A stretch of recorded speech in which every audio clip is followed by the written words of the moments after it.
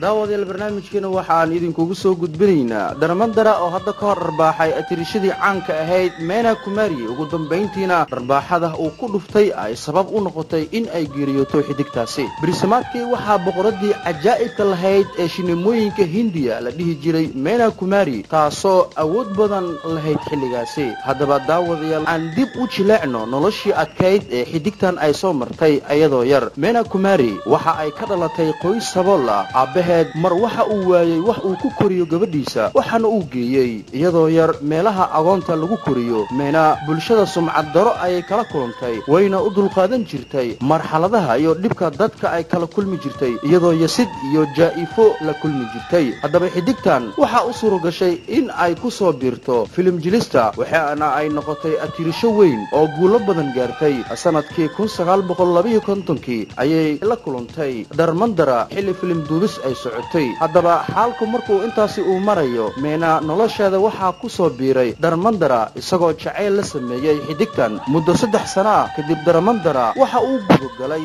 xilliga noloshiisa ugu miceed ama ugu fiicneed wuxuuna noqday xidig weyn kaasi oo isna fursad u waayay xidigtan gabi ahaanba ka baxay nolosheeda intaa kadib dagaal ayaa dhexmaray labadan heer waxa la isla gaaray mar in uu dharbaaxsho uu ku dhufto darmandara oo Meena dharbaaxadii uu ku dhuftay darmandara ay la xanaaqday Meena tani waxay u noqotay niyad jab maadaama uu dayacay wiilkii ay isjeclaayeen meel cidlana uga tagay Meena waxay badsatay cabista qambiga waxana ay noqotay qof kali ku ah nolosha ugu dambeyntii xidigtan waxay dunida ka tagtay sanadkii